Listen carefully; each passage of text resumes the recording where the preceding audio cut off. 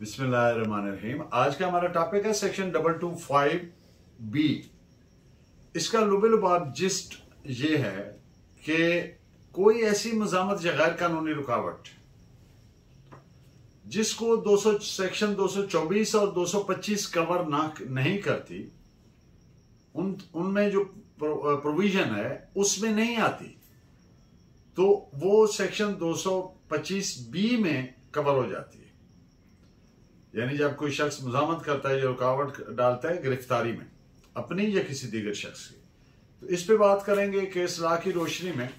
और इसके अलावा ऑफिसर ऑफ द कोर्ट, जो एडवोकेट्स होते हैं वो ऑफिसर ऑफ द कोर्ट होते हैं। इस पे वन लाइनर बात करूंगा और चंद अशार आपकी खिदमत में पेश करूंगा। आपको लेक्चर पसंद आए तो सब्सक्राइब जरूर कर दिया करें ताकि हर लेक्चर आप तक पहुंचता रहे। तो पहले मैं इसकी डेफिनेशन पढ़ता हूँ 225B की, जैसा कि प्रोवाइडेड है सेक्शन PPC में, और इसके बाद फिर आगे इस पे केस लॉ की रोशनी में जो मशहूर मुकदमात अभी तक इस ज़मन में डिसाइड हुई हैं इस सेक्शन पे, उन पे बात करेंगे।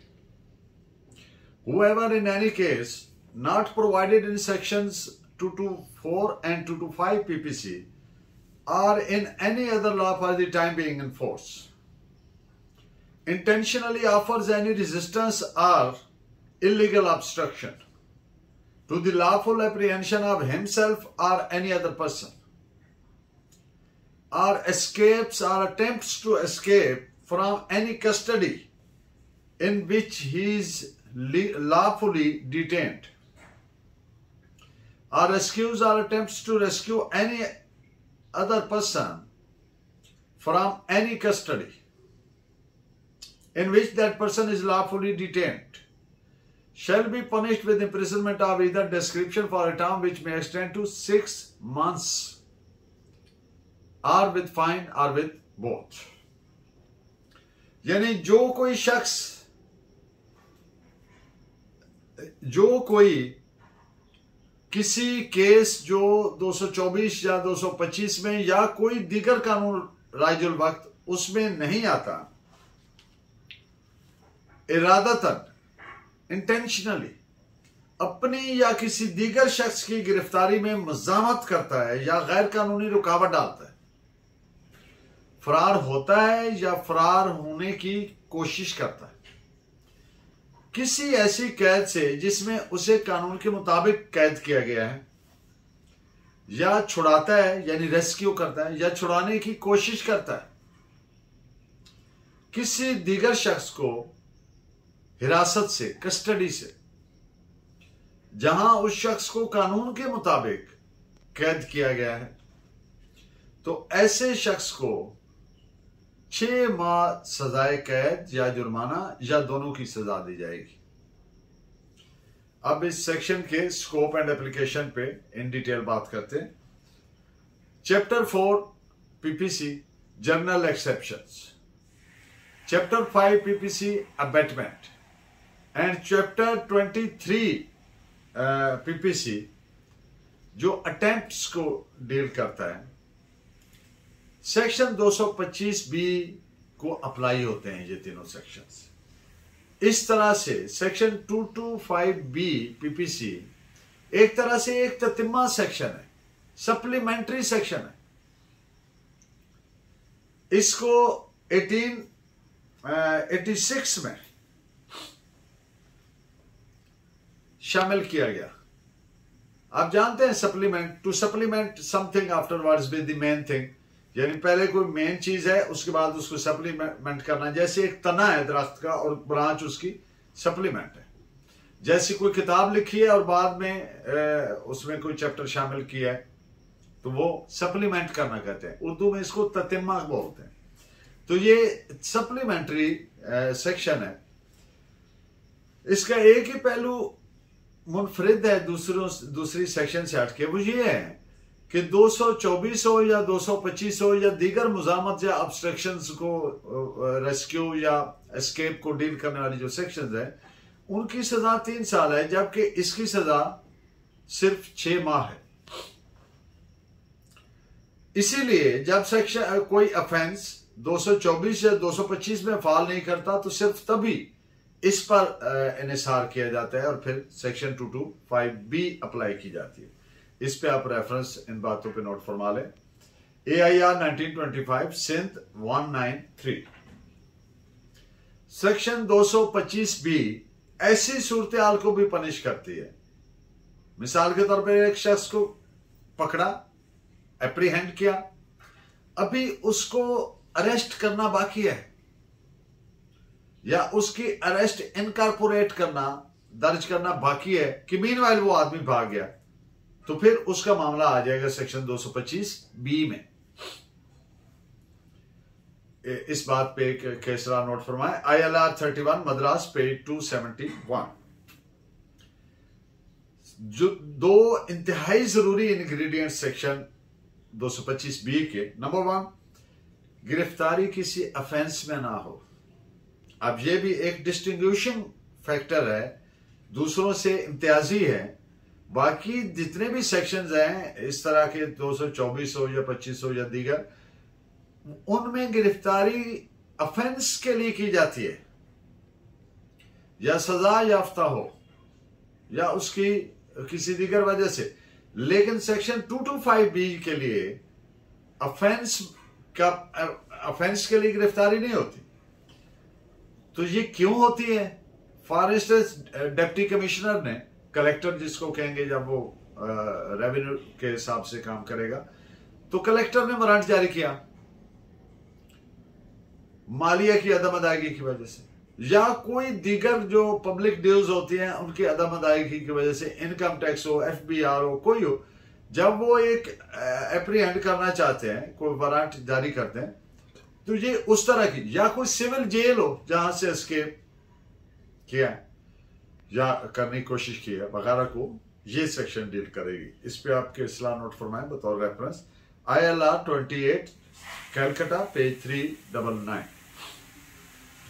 सेक्शन 225B अप्लाई होती है सिविल वारंट्स के तहत गिरफ्तारी या सिविल जेल से फरार वगैरह की सूरत में, या सेक्शन 129 सब क्लास 2 CRPC के तहत कैद, या 109 CRPC की प्रोसीडिंग अगर जारी है, नक्शे अमन वगैरह, जब दो फ्रीकैन के झगड़े का खतरा हो तो वो प्रोसीडिंग जारी है, उसमें से कोई आदमी फरार हो जाता है तो भी सेक्शन 225B अप्लाई होगी। इन बातों पे एक रेफरेंस केस नोट फरमाएं। 1890 इलाहाबाद WN2 ब्रैकेट में एंड पे 3 लिख लें। ये जो ऑफरिंग ऑफ रेजिस्टेंस है या इलीगल ऑब्स्ट्रक्शन है, यानी मुजामत या गैर कानूनी रुकावट है, इसका इंटेंशनल होना बहुत जरूरी है, इरादतन होना बहुत जरूरी है। अगर इसमें इंटेंशनल मुजामत नहीं है तो फिर ये ऑफेंस नहीं बनेगा। यानी जब एक शख्स को पता हो कि मुझे गिरफ्तार किया जा रहा है या मैं गिरफ्तार होने वाला हूं, और फिर वो मुजामत करता है या कोई गैर कानूनी रुकावट डालता है, तो इस बात पे आप केसरा नोट फरमाएं। AIR 1928 Lahore page 324। मुजामत या गैर कानूनी रुकावट की बुनियाद पर सेक्शन 225 के तहत सजा देने के लिए ओवर्ट एक्ट का होना जरूरी है। ओवर्ट एक्ट मीन्स कोई खुला एक्ट विच इज टेंजेबल, जिसको देखा जा सके, महसूस किया जा सके। और मैज जो अवेजन ऑफ अरेस्ट है, मसलन कोई आदमी खिसक जाता है, स्किप कर जाता है, वो अवेड कर जाता है, बच निकलता है किसी भी तरीका, किसी भी जरिया, किसी भी स्टाइल से, तो वो अब्स्ट्रक्शन या इलीगल मुजामत की डेफिनेशन में नहीं आता। इन बातों पे दो केस नोट फरमाएं। AIR 1923 Rangoon page 231, AIR 1917 Madras page 182। कानूनी कैद से सजा। अब एक शख्स को गिरफ्तार किया और वो शख्स अचानक ही वहां से भाग खड़ा हुआ और जाकर के एक कमरे में अपने आप को बंद कर लिया, और बाहर आने से एफ्यूजिंग उसका कंडक्ट है, यानी वो डिक्लाइन करता है, इनकार करता है। तो it was held by the court कि ये जो इस तरीके से भाग के और जाके अपने आप को, तो इट अमाउंट्स टू, ये जो फेल है, ये जो एक्ट है, ये गैर कानूनी जो एस्केप है, एक कानूनी गिरफ्तारी से फरार तस्वर होगा। This is reported as AIR 1927 Lahore, page 708। एक बात जो पिवटल इंपॉर्टेंस किया है, बहुत इंपॉर्टेंस किया है, वो ये है कि गिरफ्तारी जो यानी जो गिरफ्तारी करनी है उसका लीगल होना बहुत जरूरी है।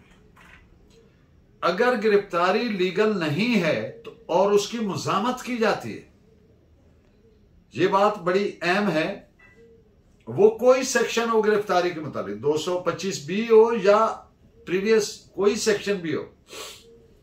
ये बात मैंने अहम इसलिए कही कि पाकिस्तान या दीगर जो पसमानदा ममालिक है जहां पे रूल ऑफ लॉ अनफॉर्चुनेटली नहीं है, वहां पर इसकी अहमियत और ज्यादा बढ़ जाती है। जब गिरफ्तारी गैर कानूनी कोई करना चाहे उसकी मज़ामत कर सकता है अगला आदमी। क्यों? उसको राइट ऑफ सेल्फ डिफेंस है, उसकी लिबर्टी कर्टेल नहीं की जा सकती without due process of law,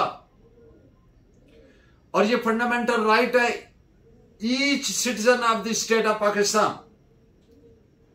कौन सा fundamental right? Article 4, to be treated in accordance with law, to be dealt in accordance with law. कोई स्टेट फंक्शनरी,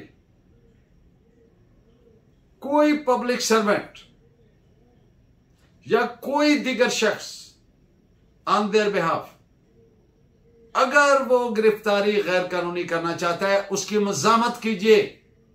मज़ामत करना जुर्म नहीं है, हक है। क्यों? अगर गिरफ्तारी गैर कानूनी है तो उसकी मज़ामत गैर कानूनी नहीं होगी, उसमें रुकावट डालना गैर कानूनी नहीं होगा। इन बातों पे आप केस लॉ नोट फरमाएं।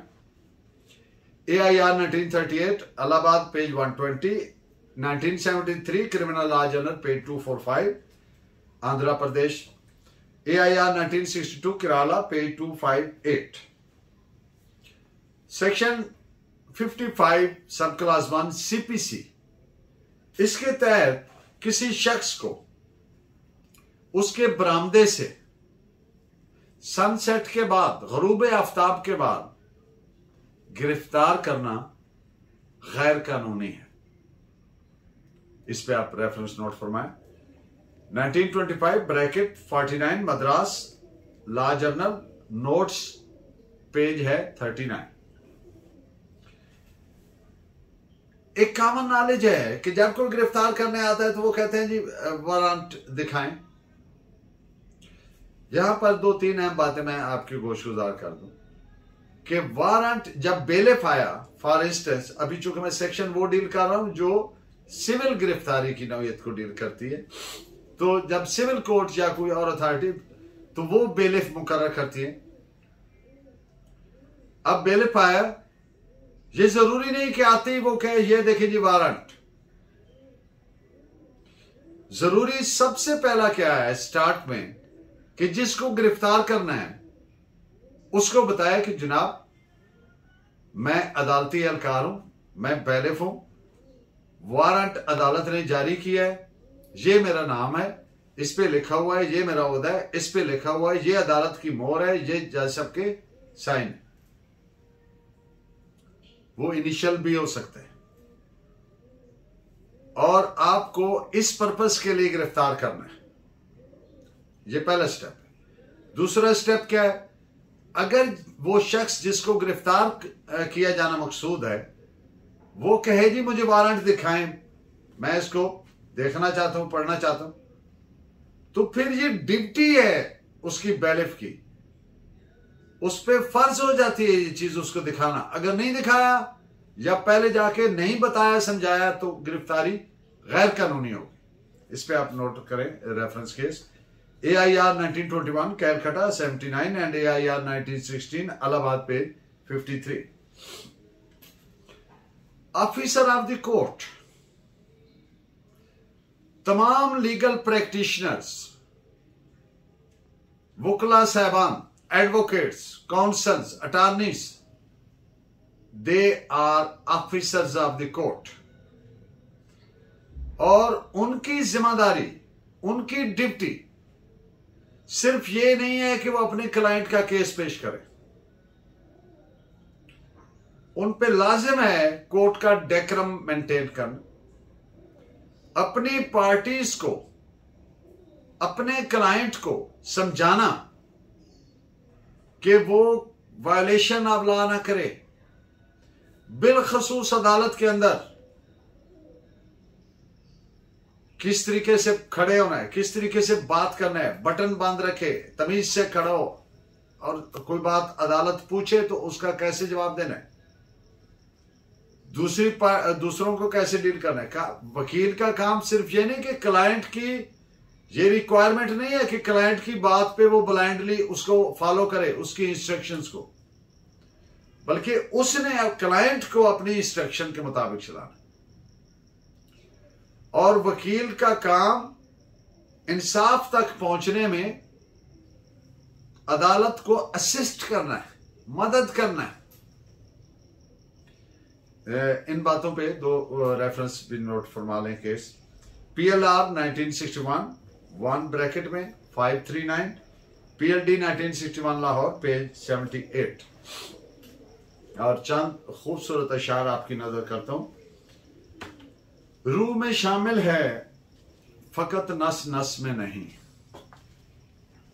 वो एक शख्स जो मेरी दस्तरस में नहीं। हाल यही है जनाब कि भूल जाएं उसे, बस एक यही बात मेरे बस में नहीं। और मैं तुम्हें ढूंढने यादों की खुली राहों पर खुश्क पत्तों की तरह रोज बिखर जाता हूं। और एक शेर है जान एलिया साहब का कि ये तो बस सर ही मांगता है जनाब, इश्क पर करबला का साया है। आपका बहुत शुक्रिया। Please keep watching and guiding me by your valuable comments. Allah ने के बाद।